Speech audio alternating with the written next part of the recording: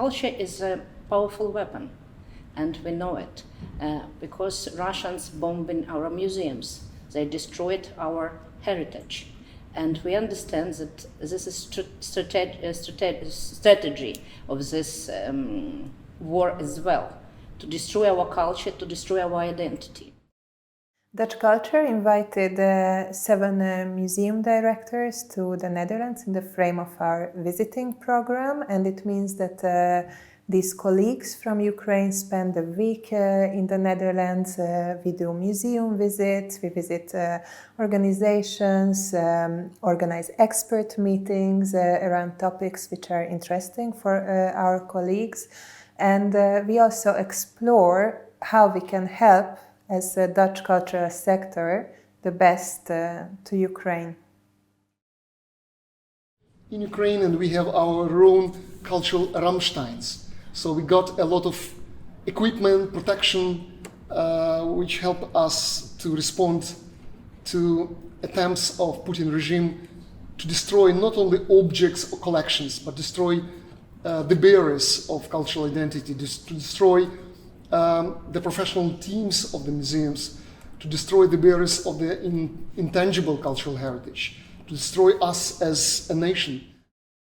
Cultural Emergency Response is a cultural relief organization, so we provide first aid to cultural heritage under threat in crisis situations.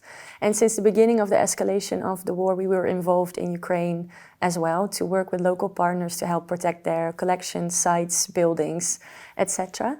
And when DutchCulture came up with the idea to invite some Ukrainian heritage experts to the Netherlands, we were approached as SER to see how we could invite our partners and give them an opportunity to actually help them in doing their work of heritage protection on the ground in Ukraine, because even though we're a year in, it's still very much needed.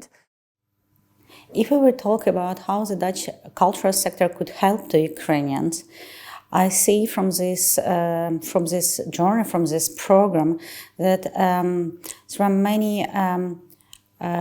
very valuable experience which Dutch institution has in connection with working with a difficult past and with the questions of how to serve the public, how the cultural institutions and how the museums could serve the public. Right now we came to learn more on different aspects, starting from International Criminal Court, how we should collect evidences documenting the damaged objects, what should be done to make our culture much more resilient, how we can create the new exhibitions about hot history, how we present contested history.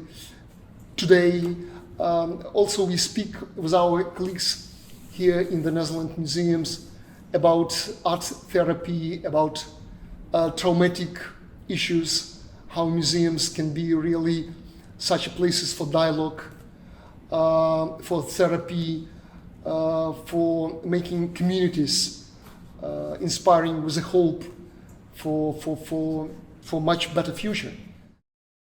My main takeaway from the meeting today was how rewarding it is to see the stamina with which the colleagues from the Ukraine deal with everyday crisis. How on the one hand they really have to respond to everything new that is happening every day, while on the other hand they really take the responsibility also on a personal level to remain relevant as a museum and to try to define and redefine constantly the role that they play as museum professionals in such a situation of crisis. And for me it was really rewarding also to see what museums are really about today and how relevant museums can remain and how important it is that they're being led by people with the right motivation. I was deeply impressed.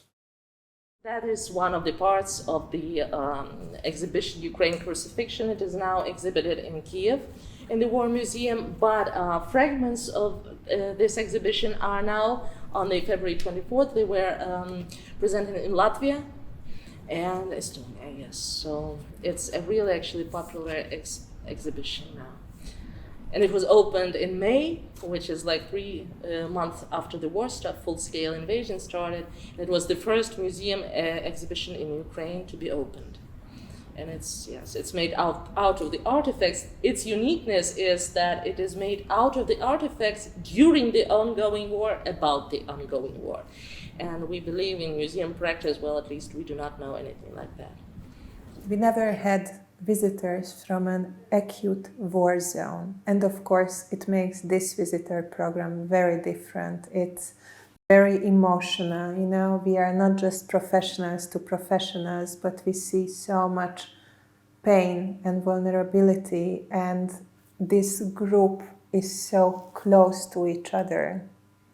And you can feel that also, that energy, you know, in every meeting, in the public event we organized, everywhere. It's beautiful, and it's also very painful to experience that. We have a lot of challenges at the same time, because we have to take care about our safety, about our kids, about our pets, about our family, about our friends, unknown Ukrainians who came to Khmelnytsky, for example, as an internally displaced person, about employees, about buildings, about collections. And at the same time, I was waiting for the message from my son, who is on the front line now. So it's very big challenge for everybody in Ukraine. Actually, I understand one more time that to be Ukrainian, you have to be multifunctional, and you have to be strong. You have to be strong.